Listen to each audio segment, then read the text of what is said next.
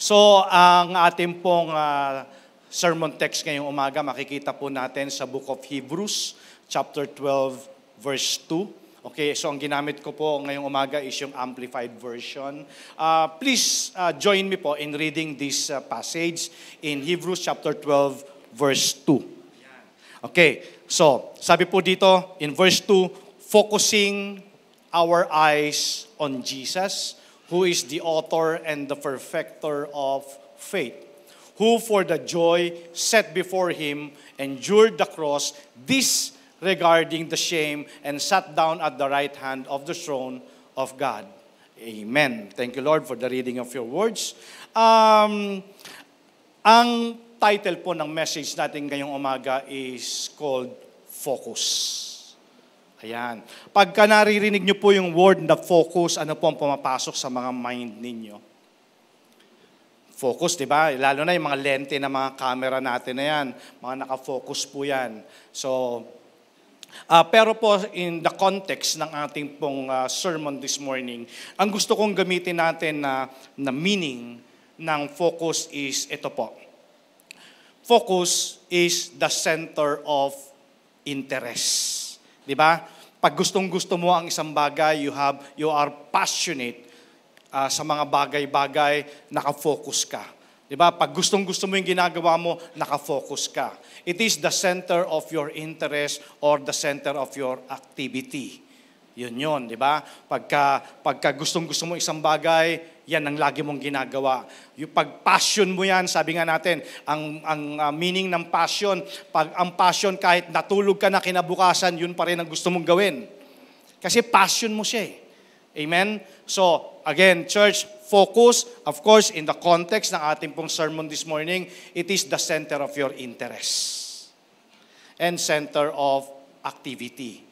Okay, so yung ating pong sermon ngayong umaga, church, is more than just a message but a reminder. Okay, ano raw po ang gamot sa nakakalimot? Paalala. Ayan. So, sabi ko nga po, this is more of a reminder para sa ating lahat. Wala namang bago eh, di ba? Sabi nga, everything under the sun, paulit-ulit lang yan. Pero siguro kailangan lang tayo laging i-remind. Okay? So doon sa binasa nating text in Hebrews chapter 12 verse 2, sabi doon, focusing our eyes on Jesus.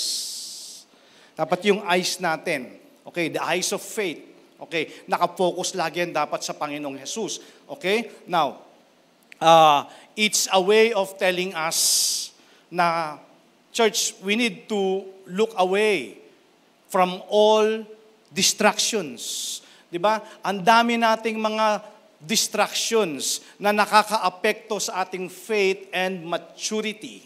Okay, so from the meaning of focus sa message natin this morning, kung isipin mo, napakarami talagang mga distractions. Kanina pa lang, from incubation until dito sa ating worship, paulit-ulit naririnig natin the word na distractions. Di ba? Napakaraming distractions. In fact, lagi nyo naririnig sa akin to, anything na gusto mong gawin para sa Panginoon, napakaraming mga oppositions. Di ba? So, distractions ito sa faith natin, distraction ito sa maturity natin, and distraction ito sa relationship natin kay Lord.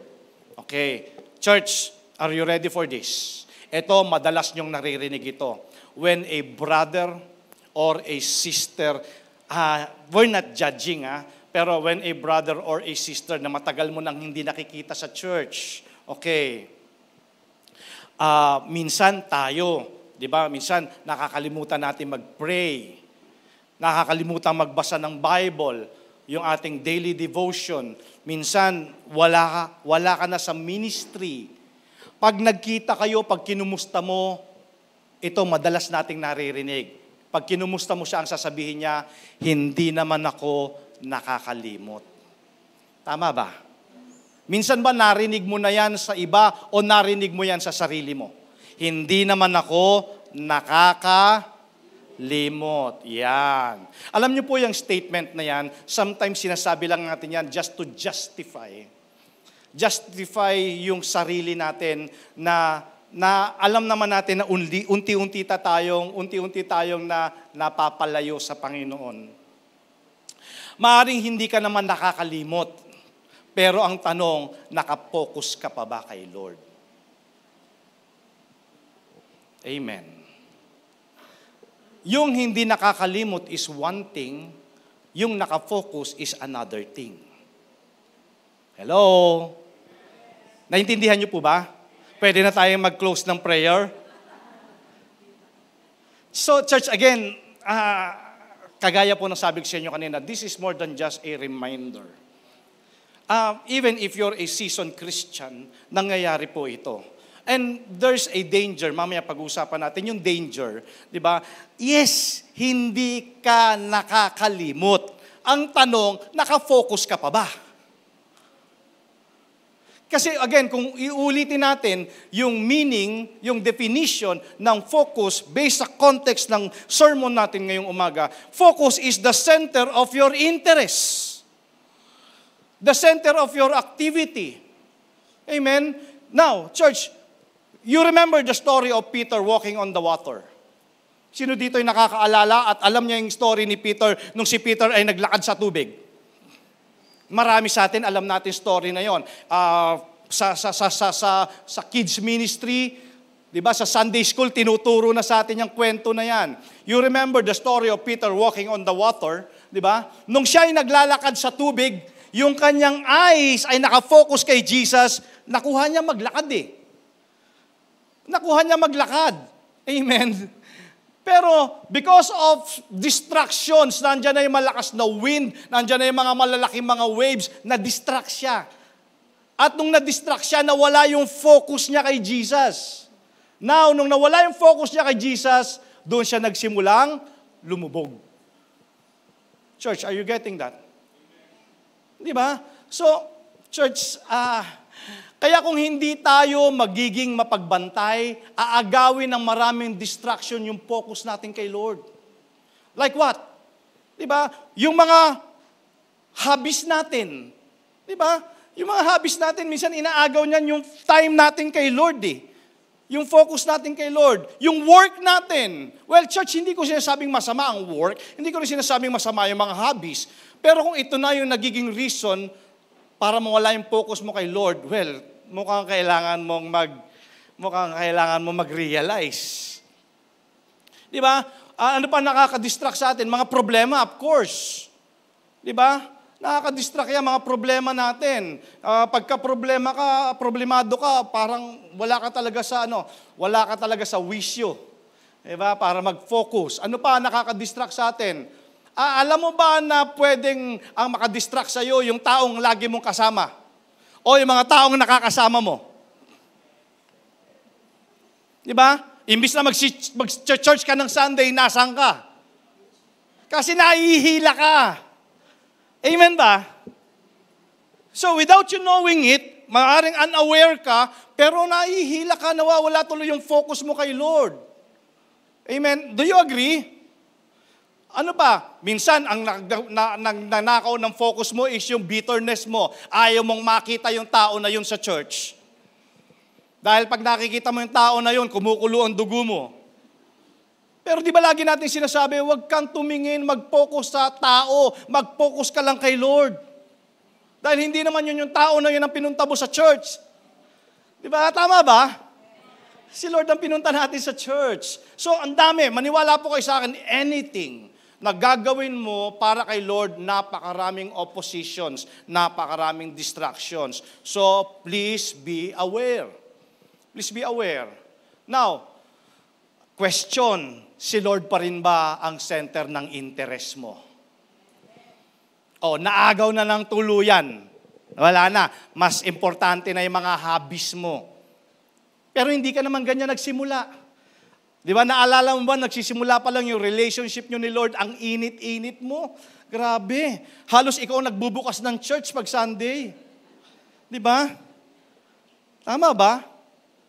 Pero siya pa rin ba ang center ng activities mo? Siya pa rin ba ang priority mo? So, nagigets nyo? Di ba? Now, tanong ko, ano ba ang distraction? sa prayer life mo. Minsan hindi ka makapag-pray. Minsan nga nagdi-devotion ka na, ang dami pang pumapasok sa isip mo eh. Di ba? Yung preoccupied yung mind mo, ang dami mo. Habang nagdi-devotion ka, hoy, meron kang babayaran mamaya.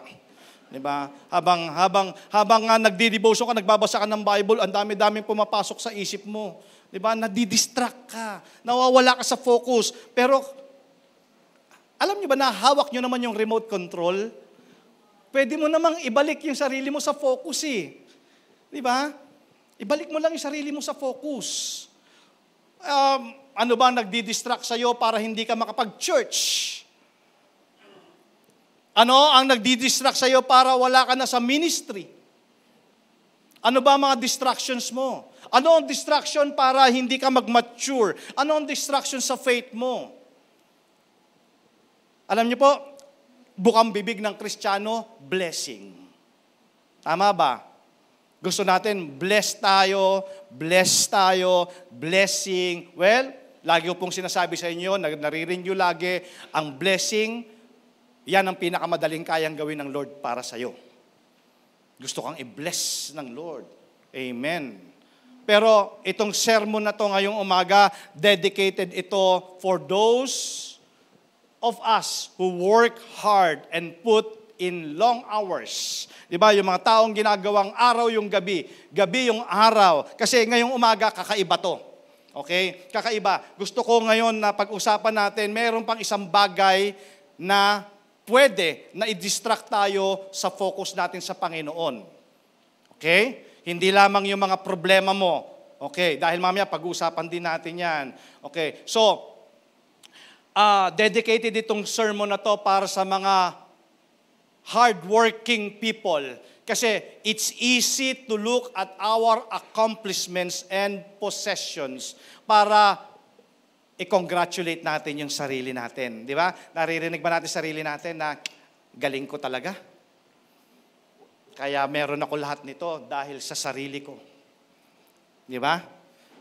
At gusto ko rin pong dalhin sa inyo, ipaalala sa inyo na there is a story in the Bible about the Israelites as they entered the promised land. Okay, pag narinig mo yung promised land, ito na yung answered prayer ko. Di ba? Ito na yung inaasahan ko sa Panginoon. Ito na, papasok na ako sa tagumpay. Papasok na ako sa success. Pero, winarningan sila ng Lord. God warns them not to be so lost in their success or their abundance that they lose their focus and forget that it is God who gives it to them. Yun yung warning ng Lord. So ngayong umaga, kakaiba ito. Maaaring alam mo ba na even yung tagumpay mo ay distraction din yan para mawala ang focus mo kay Lord. Kaya marahil siguro hanggang ngayon, hindi pa sinasagot ng Lord yung prayer mo, hinihingi mo, kasi kilala ka niya. Baka mawala ka. Amen. Tanong mo sa katabi mo, handa ka na ba? Handa ka na ba? Amen? Now, samahan niyo po ako once again. Or just i-note nyo na lang po at basahin na lang ninyo mamaya sa bahay kasi medyo mahaba siya, okay, because of time constraints. So, in Deuteronomy chapter 8, verses 1 to 18, okay. Alam nyo po, ito po ay story about Exodus. Alam ng bayan ng Israel, ng mga Israelita, and sila po ay very much aware of God's grace, protection and provision for 40 years, for 40 long years, di ba? Ang Diyos ay nag-provide sa kanila ng food and water at meron silang mga clothes, meron silang mga sandals na hindi nag-worn out for 40 years, and God had left them with a pillar of fire and cloud. Okay, so when they entered into promised land, kasama nila yung presensya ng Diyos. Alam niyo po ba, pag kasama mo ang presensya ng Diyos, guaranteed yung provision at saka yung protection. Amen po. Kaya it's very important to us na talagang ina-acknowledge natin that God is with us. Kasi if God is with us, who can be against us? So provision, favor, protection, lahat yon, kasama yon sa presence ng Panginoon. So, yun po yung story about the Israelites, yun mag-e-enter sila sa promised land. Pero para sa atin today, okay, when things are tough, ayan na, ito lagi natin naririnig, merong pinagdadaanan, merong problema. Pag nandun tayo sa mga ganong sitwasyon at kalagayan, mas lalo tayo nagiging aware of our need for God in our lives. Diba? Nag-i-increase yung prayer life natin. Okay, pagka may problema, mas naaalala natin pumunta sa church para mag-worship. Diba? At syempre, mas nagiging thankful tayo sa mga answered prayers. Okay? Especially pagka yung sinagot ng Lord, yung prayers mo during difficult times. Ganon tayo ganon tayo mga tao, di ba? Mas lalo tayo nakakaalala sa Diyos pag tayo ay merong mga problema. Okay. Now, think about this, church. I realize that sometimes the hardest part in our relationship with God is when things are going well. Ulitin ko. Sometimes, the hardest part, ang pinakamahirap na parte ng relasyon natin sa Panginoon pag ang buhay natin ay maayos. You know why? Because we tend to lose our focus and forget God when this happens. Di ba? Ito, very classic example ito. Pag punong-puno yung lamesa, nakalimutan mo na mag-pray, kain ka kaagad. Tama. Di ba? Pagkatapos mong kumain, doon mo ma-realize, hindi pala ako nag-pray. Ay Lord, amen. Sorry. So, ang point ko dito is, minsan kung kailan tayo mas sagana, doon tayo mas nagkakaroon ng tendency na mawala sa focus kay Lord. Tama. If everything is well, doon ang tao kadalasan. So that's the hardest part. Kasi nga, sabi ko sa inyo kanina, kasi bakit ka mo? Hindi, kasi tao, pag may problema, mas lalo siya lumalapit sa Panginoon Mas lalo nag-i-increase yung prayer life niya Doon niya mas nare-realize yung kailangan niya ang Diyos. Pero paano pag sagana? Amen? See? Kaya ngayon pumapasok dito yung God's timing. Tinatimingan ng Lord para sagutin yung prayer mo. Kasi alam niya, pag sinagot niya agad yan, baka makalimot ka. Amen.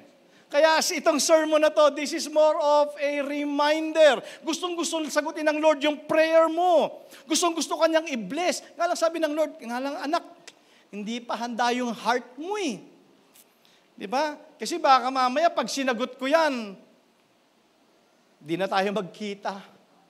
Kaya nga di ba sabi ko minsan, meron akong gino-joke, sabi ko, alam mo sometimes, inaalaw ng Lord yung nandun ka sa sick bed. Nandun ka sa sick bed na hindi ka makatayo kasi meron kang mas maraming panahon para kay Lord. Nakakapag-pray ka kasi pagka everything's well, malakas, di ba, malusog, abay, nakakalimutan nga mag-pray Kalimutan mag-acknowledge sa Panginoon. So, church, sa text na binasa natin ngayong umaga, in Deuteronomy chapter 8, God invites the Israelites to acknowledge God or do not forget God and His grace in the midst of their success, in the midst of their prosperity or blessing. Yun ang gustong iparating ng Panginoon sa bayan ng Israel. Ganon din po sa atin. Na huwag niyong kakalimutan. Kasi nga sabi ko sa inyo, ang pinakamadaling gawin ng Lord is to bless you, to prosper you. Di ba? Nga lang ang problema sa tao, yung tendency na ikaw ay makalimot pag everything is well. Ang sabi ng Lord, gusto kong maintindihan ninyo na hindi ka ganyan, hindi ka nagtagumpay, hindi ka nagkaroon yan because of yourself. Hindi mo na-accomplish, hindi mo na-acquire yan. Yes, I know, sabi ng Lord, I know your hard work. Alam ko naman yung hard work mo, pero huwag mong kakalimutan. Huwag mong kakalimutan na Diyos pa rin ang dahilan ng tagumpay mo. Amen po ba? So, church, sometimes it's strange that the good times of our lives can be the most difficult in our relationship with God. Kasi alam niyo po, it's so easy when things seems under control. We tend to lose our focus about God. Kasi ang buhay natin are so much about us. Di ba? Tinitingnan natin minsan, yumayabang na tayo eh. Tinitingnan natin, ito, akong may kagagawan nito, dahil sa akin ito, dahil magaling ako, matalino ako, dahil sa strategy ko to. Our lives are so much about us that we forget they are also about God. So, sabi ko nga po sa inyo kanina, you may be a believer, but at the same time, being unaware that you may neglect God in your daily lives. To neglect means, church, hindi na siya yung nagiging priority mo. Hindi na siya yung center ng activity mo. Hindi na siya yung center ng interest mo. Ang tawag dyan sa Bible ay losing focus on God. Again, focus ang meaning center of your interest. Nakukuha niyo yung sinasabi ko, pag sinabi ko center siya ng interest mo, parang lahat ng gusto mong gawin ay may kinalaman sa Panginoon. Amen? Lahat ng gusto mong gawin, may kinalaman para sa Panginoon. Church, again, listen to this. Listen to this. We don't lose the information about God. Ito yung sinasabi ng tao, hindi ako nakakalimot. Yes, maari nga, kabisado mo pa ang Bible eh. We don't lose information about God, but we do lose the focus of Him. Amen. Maaring believer ka, kabisado mo pa ang buong Bible, pero I'm telling you, church, baka nane-neglect mo na siya sa araw-araw. Kaya, pag meron kang tao na kausap, sabi niya, hindi naman ako nakakalimot eh. Hindi man ako nakakalimot kay Lord. Well, sabi ko nga, maari nga you're not losing your information. Pero kumusta ang focus mo kay Lord? Ano mo nga sa katabi mo, kumusta ang focus mo kay Lord? Kumusta ang focus mo kay Lord? You have all the information. Kabisado mo ang Bible. Inatinan mo lahat ng mga seminars. Di ba? Pero nakafocus ka pa rin ba? So many things nagdi-distract church sa focus natin sa Panginoon. Siya pa rin ba yung center ng interest mo? Siya pa rin ba yung center ng activities mo? We don't lose the information, but we do lose the focus. Amen. Kasi, church, hindi tayo aware sa ganun. Kasi nga, ito, we have all the information. God is good, God is loving, God is grace, God is caring, God is everything. Yes, you have all the information. But how about your focus? Is He still the center of your interest and activities? Is He still your priority? Kaya tuloy, we experience hardship. You know why? Kasi alam niyo po, pag may hardship, it makes us more appreciative. Amen? Mas na-appreciate natin ang mga bagay-bagay. We often do not appreciate them until they are taken away. Di ba? Pag nawala, doon lang natin ma-realize, sayang nga. Di ba? Sayang. Kasi when times are better, church, huwag natin kakalimutan, when times are better, we must still remember the blessor. Kasi the more ease we have, the less we tend to remember the Lord. Alam ko, church, hindi ka lang nagsasalita dyan sa kinaupuan mo, you're experiencing that. You're experiencing that. I know, even in your prayer life, hindi ka na makafocus. Hindi ka na makafocus sa devotion mo because so many distractions. So many distractions. So it affects your faith, it affects your maturity. We are constantly in danger of losing our focus on God.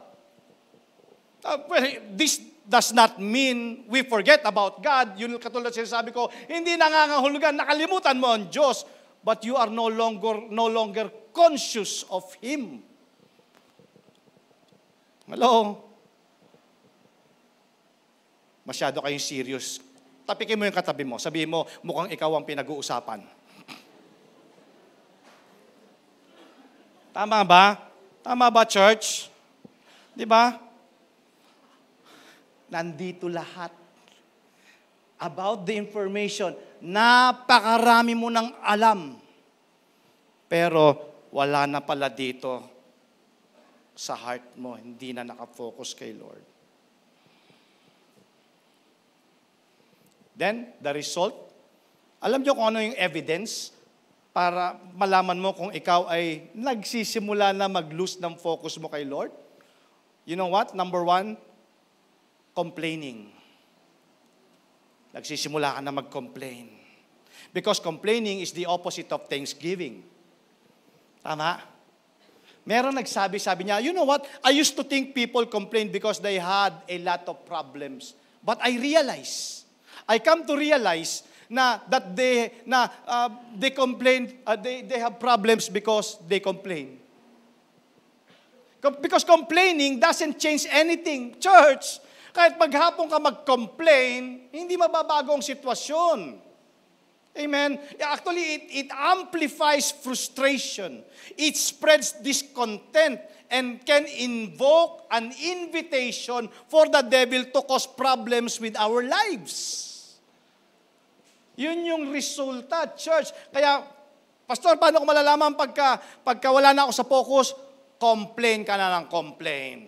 Ayan. Okay, so ang danger, pagka meron ka namang success, you take credit for your success. Ako na to. Hindi nakasali si Lord dito. Diba? Ako na ang may kagagawan nito. Amen? And then, another thing, ang danger niyan, pagka ikaw ay losing your focus na kay Lord, biniblame mo na siya sa mga struggles and failure mo. Bakit ako ganito? Mukhang pinabayaan na ako ng Diyos. At hindi ka na thankful kay Lord. Di ba? Minsan, yes, blessing. Yes, thank you, may blessing. Pero hindi ka nag-thank you kay Lord. Amen?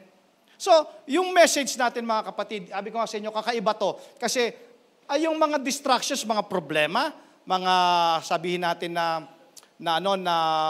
mga tao na ginagamit din yung mga taong mga padas. Alam niyo yung padas? Mga padala ni Satanas. Di ba? Na ginagamit din yan para i-distract tayo, mawala tayo sa focus. Actually, yes, partly. Nagiging part yan ng losing focus natin. Pero this morning, sabi ko nga sa inyo, gusto kong pag-usapan din natin yung mga success. Success, pag hindi mo yan nahawakang mabuti, pwede kanyang ilayo kay Lord. Amen? Balikan natin, Deuteronomy 8:11. Sabi dito, be careful that you do not forget. Or in other words, be careful that you do not lose your focus. That the Lord your God, failing to observe His commands, His laws, and His decrees that I am giving you this day. Dito po, si Moses, challenge niya yung people of Israel. Kasi for 40 years, imagine mo, for 40 years, sila po ay, yung journey nila, di ba, doon sa wilderness, kasama nila ang Panginoon. And they have learned so many valuable lessons. Tingnan nyo sa life natin, mga kapatid, ang Lord nagkikreate din ng mga memories. Kikreate siya ng mga memories, mga good memories sa atin para hindi natin makalimutan. Di ba, sabi nga natin na hindi natin makalimutan kung ano yung mga bagay na ginagawa ng Lord sa atin. Yan yung mga dapat na nire-rewind natin. Okay? So they have learned, the nation of Israel, they have learned so many valuable lessons that they should not be forgotten. Their journey is not just about lesson of yesterday. It is preparation for today and tomorrow. Okay, so the nation of Israel is about to cross over Jordan River into the promised land. So kung titingnan natin yung story na to ngayong umaga, kung i-apply natin ito sa atin, eto na Papasok na ako dun sa answered prayers ko. Di ba? Pero bakit ako pine-prepare ng Lord? Bakit ko narinig itong sermon na to ngayong umaga? Kasi sabi ng Panginoon, kasi ito nga yung gusto kong gawin sa'yo. Gusto ko i-bless ka. Nga lang problema, kung hindi ka magiging mapagbantay, baka mawala ka. Amen. So, the way God led these people is a big lesson for us today. Romans chapter 15 verse 4, for everything that was written in the past was written to teach us. Yun pala yun. Di ba? Kaya nakasulat yan sa Biblia. Kasi isa sa mga purpose niyan is para turuan tayo na hindi na natin daanan yung pagkakamaling ginawa ng mga ninuno natin. Amen? So the story, Deuteronomy chapter 8, the story was about a strange mixture. Tingnan mo, pag binasa mo, the story of Exodus, it was a strange mixture of difficulty and divine intervention. Makikita mo, ikukwento ko sa'yo. Now, both hunger and provision. In verse 3, it tells us that on the other hand, God allowed these people to suffer hunger. Diba? Sabi nga natin, paano mo malalaman that God provide kung minsan hindi ka nakakaranas ng lackness? Paano mo malalaman that God heals kung minsan hindi ka makakaranas ng karamdaman? So, this is a mixture of a difficult situation and divine intervention, and both hunger and provision. So, God led them in a wilderness. Yeah, grabe church, hindi sa tropical paradise. Hindi pa sila niled ng Lord into a land filled with milk and honey, but in a dry, dusty desert. Okay? And sa dry and dusty desert, nakaranas sila ng abundance. You remember the manna? You remember the water coming out from the rock? Amen? So, makikita natin yon dito. Sabi nga natin, it's a strange mixture of divine intervention and difficulty. Makikita mo yan in verse 15. Sabi dito, He led you through the vast and dreadful desert, that thirsty and waterless land, with its venomous snakes and scorpions. Imaginin mo, wala nang pagkain, wala pang tubig, ang meron, ahas lang at saka scorpion. Di ba? Kumbaga, kung sa situation natin ngayon, grabe naman, parang tailor-made itong problema na to. Di ba? Hindi pa tapos yung problema, may problema na naman. Di ba? Tapos parang tingin mo sarili mo, wala kang magawa. Church, then I am convinced that the same God na humati ng Red Sea, meron naman siyang kapangyarihan para itong mga snake and mga scorpion na to sa desert ay pagpapatayin na lang niya. Diba? He's God. Pero hindi niya ginawa. He didn't do that. Instead, He allowed His people to deal with the snake and scorpions and hunger and thirst. Bakit nga? Bakit nga ba hindi na lang tinanggal ng Lord lahat ng mga difficulties sa buhay natin? Akala ko ba anak ako ng Diyos? Bakit kailangan ko pandanasin ito mga to? Bakit? Bakit hindi na lang niya patayin yung devil? Ba't hindi niya na lang ikulong at sunugin sa impyerno si devil? Why? Why does He lead us in this particular way? Yung pala, meron palang mas greater plan in mind ang Lord. Church, so we have this very interesting combination of experiences. Church, combination of these very interesting experiences. Tingnan nyo na-experience nyo to. On the other hand, inaalaw ng Lord yung hunger and thirst. But on the other hand, He miraculously provides manna for these people. Tama? Ba't ganun? Bakit ganun? Inalaw ng Lord na makaranas sila ng tagutom, pero nag-provide din naman siya ng pagkain. He also miraculously provides and supplies water. So it was a mixture of difficulty and divine intervention, both hunger and provision. Church, listen. So this same combination is all through our life today. Tama ba? Nakakaranas tayo ng ganon. Hindi nyo ba napapansin, di ba, the same kind of pattern sa life mo today?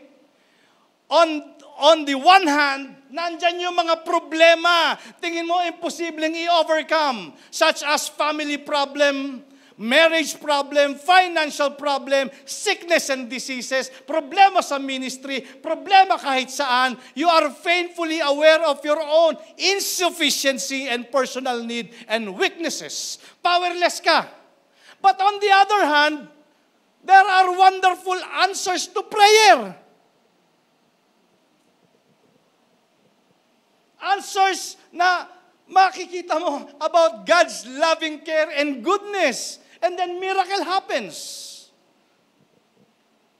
Hindi ba kayo nagtataka bakit may mga panahon na hindi naman ginagawa ng Lord na easy yung journey mo?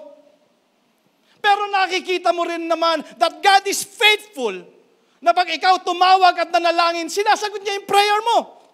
Ano ba to, Lord? Nakakalito. Diba? Tama ba? Hello, church. Are you still with us? Amen. Why does God allow this combination of difficulty and provision in our lives? You know why? God leads us through experiences so that we can realize how dependent upon Him we really are. Para ma-realize natin na wala naman talaga tayong pwedeng asahan, kundi ang Diyos lang. Amen. Para mawala yung yabang natin sa sarili natin. Mawala yung confidence natin sa sarili natin. But in God alone. In God alone. Amen. Dinadala niya tayo doon sa humility, dependence, and trust, and obedience. Para manatili yung focus natin sa Kanya. Church, hindi ginagawa ito ng Lord sa atin, itong mga difficulties na to para parusahan tayo. He just wants us to learn something. Kasi nga, maraming mga bagay na pwedeng mag-distract sa atin. Kasi maaring aware ka, yung mga problems may distract you, pero sometimes your success, hindi mo alam. Maaring siguro, kaya hindi pa sinasagot ng Lord kasi inihahanda ka pa. Amen. Maaring siguro sabihin mo, Lord, handa na ako. Pero sabi ng Lord, hindi, mas kilala kita eh. You know what, church? Because you don't learn to pray when there are no problems. Di ba? You learn to pray when you know that God is the only answer. Doon tayo napapapray eh. Tama? Doon tayo napapapray. Pagka everything is okay, wala. Pero pag malaki na yung problema, doon ka, iba rin ang prayer mo. So the greatest obstacle to blessing in our lives is not the devil. Again, church, let me repeat this. Hindi si devil ang pinakamalaking obstacle. Ang obstacle yung sarili natin. Kasi si devil wala namang power sa atin yan eh. Wala siyang power. Nagkakaroon lang siya ng karapatan pag hinalaw natin siya. So, yung warning na binibigay sa atin ng Lord today is the danger of pride and self-sufficiency. And because of that, we lose our focus. Yes, ulitin ko mga kapatid, maaring you have all the information about God, hindi ka nakakalimot, pero ang tanong, nakafocus ka pa ba? Deuteronomy 8:11-14, be careful that you do not forget, that you do not lose your focus to the Lord your God, failing to observe His commands, His laws, and His decrees that I am giving you this day. Otherwise, when you eat and are satisfied, tinan nyo ha, tinan nyo yung warning ng Lord ha, kasi otherwise, pagkasagana, when you eat and are satisfied, when you build fine houses and settle down, nandiyan nakikita mo na yung fruit ng labor mo, yung success mo, nandiyan na, when you settle down and when your herbs and flax grow large and your silver and gold increase, yung pera mo dumami na, and all you have is multiplied, in verse 14, then your heart will become proud and you will forget the Lord your God. May natututunan po tayo. Ayaw ng Lord ng proud. Gusto niya talaga magstay tayo in humility na wala tayong ibang aasahan kundi ang Panginoon. Ano man ang marating mo. Ano man ang marating mo, si Lord lang talaga lahat yan. Do not forget, it's not just about us, but it's the Lord. Well, marahil siguro sinasabi mo, well, hindi naman ako ganon. Pero sabi ko sa inyo kanina, mas kilala ka ng Lord. And God knows the danger and pitfalls of success better than we do. Kaya pine-prepare ka niya. Church, ngayon, alam mo, sa totoo lang, gusto kitang encourage today. You know why? Kasi pine-prepare ka ng Lord. You're about to enter your promised land. Amen? You're about to enter your promised land. Parating na yung answered prayer mo. Amen ba? Excited ka ba na parating na yung answered prayer mo? Amen? Excited ka ba na yung healing mo is on your way? Excited ka ba na yung relationship, yung family mo mare-restore? Excited ka ba sa blessing? Yes. And God is preparing you now. Kaya sabi ng Lord, ibang bagay ito, anak. Alam ko, pagka ikaw may problema, mas lalo ka nagpe-pray. Pero baka nakakalimutan mo, sa blessing, meron ding testing. Baka makalimutan mo na pag binless kita is malus yung focus mo. Deuteronomy 8:17, you may say to yourself, my power and the strength of my hands, ayan na, nagyabang na, have produced this wealth for me. Ako lahat ito. Di ba? Ako lahat ito eh. Magaling ako, matalino ako, lahat ng strategy alam ko, kaya ako meron ito. No, it's not. Do not forget that it's all about God's grace. Amen. Amen. Humility, obedience, dependency, trust, help us focus on God's faithful provision and care. Huwag natin kakalimutan, church, yung mga ginawa ng Lord sa life natin. Kung meron kang dapat i-rewind, yan ang i-rewind mo. Yung kabutihan ng Panginoon. I remember the prayer of Jabez. Di ba? Sabi ng prayer ni Jabez, Lord, extend my territory. Ibig sabihin, Lord, bless me. Diba? Kung may business ka, Lord, paramihin mo yung aking mga branches. Diba? Or kung ikaw nagwo-work sa isang company, Lord, bless me with promotion. Diba? Lord, increase mo yung work ng aking hands. Diba? Yung aking finances, yung aking healing, Lord God. Pero ang sabi ng Lord, sabi ni Jabez sa prayer niya, pero Lord, pag ginawa mo yan, huwag mo hayaang mawala yung focus ko sa iyo. Amen. Church, hindi tayo aware. Hindi tayo aware. Church, ang sabi mo, hindi naman ako nakakalimot. Yes, we don't lose the information about God, but we do lose the focus of Him. Siya pa ba ang center ng interest natin?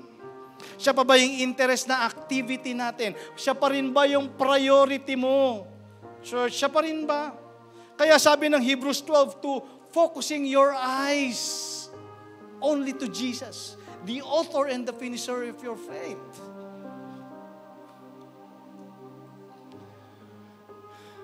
Church, bago tayo mag-end, tapikin mo yung katabi mo. Sabi mo sa kanya, focus lang tayo kay Lord. Amen. Sa pa nga, yung sa kaliwa mo, sa kanan mo, sabi mo, focus lang tayo kay Lord. Focus lang kay Lord. Sige na, ikaw na ang magaling. Alam mo na lahat, kabisado mo na ang buong Biblia. Di ba? You know all the information about God. But my question is, siya pa rin ba ang focus mo? Because knowing God and knowing about God is one thing, and focusing on God is another thing. Focusing means He is your priority. Amen. If we seek God first and His righteousness, all these things shall be added unto us. If we put God first, He will direct our path into success.